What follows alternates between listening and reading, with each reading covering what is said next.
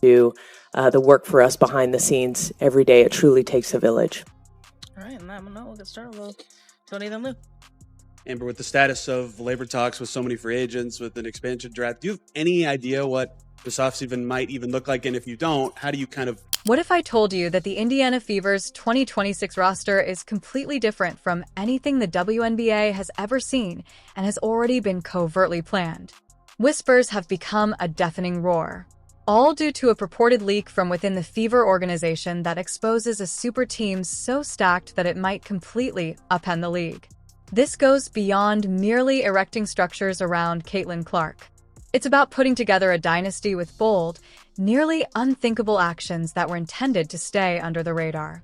However, we must comprehend the background before delving into the details. This is unlike anything the WNBA has ever seen. Not the Sparks title runs, not the Mercury supremacy in the 2000s, and not even the most recent attempts at dynasties by Seattle or Las Vegas. The reported plans of the Fever go beyond conventional team-building exercises.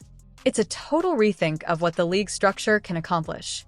An enormous risk that might either permanently solidify their legacy or turn into the most spectacular failure in the history of professional basketball. The Fever faithful longed for a serious competitor for years. Legends like Tama Catchings formerly called the franchise home, but it has fallen on hard times. There was a noticeable hunger in Indianapolis as a result of season after season of poor play, missed playoffs, and seeing other teams enjoy victories. Once one of the league's most ardent fan bases, it had since declined. The number of attendees decreased. The company was at a turning point. Rebuild steadily and slowly, or aim for the fences. Caitlin Clark's entrance generated enormous excitement, packing venues nationwide and garnering media coverage that the Fever hadn't experienced in more than 10 years. Even the most optimistic predictions were surpassed by Clark's debut campaign. In addition to igniting basketball fans in Indianapolis, her logo, three-pointers, no-look passes, and competitive passion inspired basketball fans elsewhere. Sales of merchandise soared. Fever Games television viewership soared. The Clark effect was actual, palpable, and life-changing. However, something much more grandiose was in the works behind the scenes. We are discussing a covert operation, a strategy for supremacy that the front office of the Fever painstakingly developed. A strategy intended to guarantee an era of unchallenged dominance rather than just one title. Supporting Clark wasn't the only objective. The goal was to produce an unstoppable, unguardable force. The initial component of this startling puzzle is a name that will leave many people incredulous. Consider SOPHIE Cunningham, who is renowned for her unwavering work ethic and clutch shooting, as a fundamental pillar rather than merely a supporting role. According to the leaked documents, Cunningham is being aggressively pursued for 2026 free agency with the goal of directly matching Clark's playmaking with her quick shooting and defensive toughness. This is more than simply a clever sign. It's a calculated move that will give the Fever fresh depth and establish a backcourt combination that has the potential to revolutionize WNBA attacks. Cunningham is the ideal target due of her professional trajectory. She has established herself as one of the league's most dependable three-point shooters while keeping an advantage that scares opponents. She has won games with Phoenix. She would make a strong team with Clark since her expertise and grit would be the ideal balance to his brilliant brilliance. However, this signing is more than just a basketball fit. The records that were published indicate that the Fever have been discreetly developing a connection with Cunningham's attorney for more than 18 months.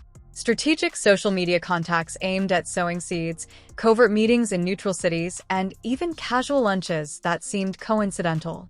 The wooing was so tactful and expertly handled that it seems Phoenix's front office was unaware that they would lose one of their main contributors.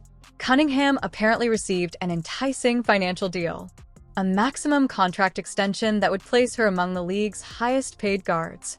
However, the Fever added something even more worthwhile to the bargain: a legacy pledge. They persuaded her to play the roles of Klay Thompson for her Stephen Curry, the Pippen for her Jordan, and the Robin for Clark's Batman. In addition to promising more championships, they portrayed a dynasty in which her contribution would live on in WNBA history. Additionally, the signing would upset the competitive balance of the league. Clark would have previously unheard of space to work thanks to Cunningham's ability to space the floor. Defenses would have to make a difficult decision. Either respect Cunningham's shooting and watch Clark analyze it with her passing and scoring, or give in to Clark and let Cunningham open for lethal three-pointers. Coaches would have nightmares about this pick-your-pill situation. However, that wasn't the complete tale.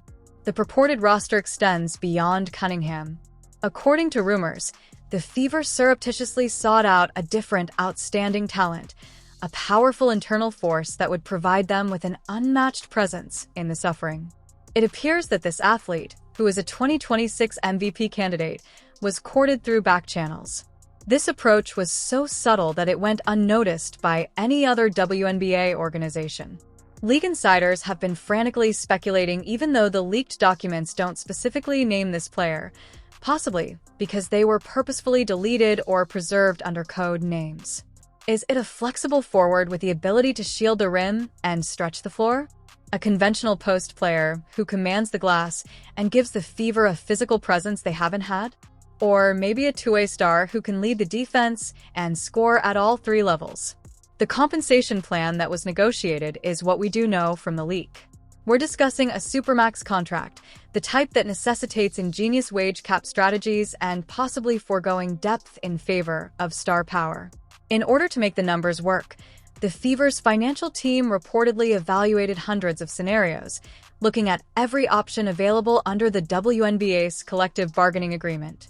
The team was constructed for an almost unfair advantage, as evidenced by the sheer boldness of pairing Clark and Cunningham with such a top-tier athlete. There would be more than simply the main three. It would cover every facet of the game in a perfectly balanced triumvirate.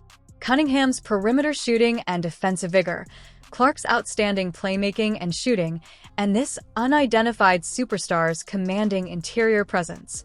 According to sources, the Fever may have provided further incentives in addition to pay, such as stock shares in club projects, assured post-career roles inside the company, and even a say in roster and coaching selections.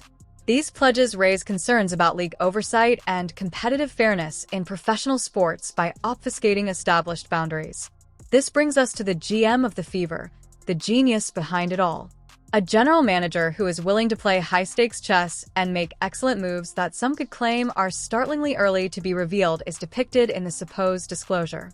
In order to secure these stars well in advance, the strategy entailed aggressive cap management and possibly even contentious pledges, betting on a future that is now publicly visible due to this leak. This general manager, who took over the Fever's basketball operations only 3 years ago, was known for being a creative thinker. A former player who is now an executive had a variety of opinions on the game, but more significantly, they understood contemporary sports business, the necessity of market timing, the worth of star power, and the courage to take calculated risks that others would not dare try. A leader who meticulously researched NBA super team formations is exposed by the leaked internal memos. Every case study was examined for lessons, including the Heat's Big Three, the Warriors' dynasty, and the Nets' attempted super team. What was successful? What didn't work? How may the salary cap and distinct structure of the WNBA be used differently? The research was so extensive that it seemed almost scholarly. There is a darker aspect to take into account, though. According to some of the messages that were made public, the general manager might have been interfering with players who were still bound by contracts with other teams. A major infraction of league regulations that may lead to hefty fines, forfeiture of draft selections, or even forced resignation. If confirmed to be true, the timing of such communications would constitute incriminating proof of bargaining with players prior to the allowed free agency dates. This move demonstrates an executive that is desperate for a championship and is prepared to go to any lengths to achieve it. The next question is whether this is bold leadership or careless risk-taking with the franchise's future. The response might change not only the outcome of the Fever, but also how aggressively front offices can function across the league. The general managers. It now appears that earlier moves were chess pieces being set up for this last gambit, making seemingly incomprehensible roster selections, refusing to match certain offer sheets, and trading away future assets.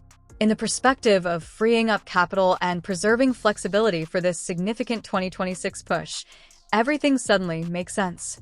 There would be instantaneous and profound repercussions throughout the WNBA. It is said that rival general managers are frantically preparing for the terrible possibility of this super team becoming a reality. There have been calls for emergency gatherings.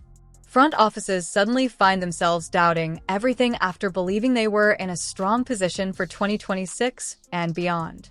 The fans are yelling. While some are thrilled about the possibility of an unstoppable fever, others are angry about the creation of a super squad that would upset the league's competitive equilibrium for years. Debates concerning competitive parity, the balance between entertainment value and competitiveness spirit, and whether the WNBA should impose more stringent regulations to stop such talent concentrations have erupted on social media. Now that they realize they could be up against a genuinely unheard-of powerhouse in a matter of seasons, every other club needs to rethink their entire approach. Teams that had only planned minor upgrades are now thinking about taking more drastic measures of their own. Agents are using this information to raise their customers' values, throwing the free agency market for 2025 and 2026 into total pandemonium. According to reports, the New York Liberty is considering its own counter moves after seeing recent success. Would they be able to put together a rival super team to compete? According to reports, Las Vegas is speeding up its own hiring processes with its championship pedigree. Every competitor, even those in Connecticut, Seattle, and Phoenix, is currently in a panic, attempting to determine how to stop the fever from giving them an unbeatable edge.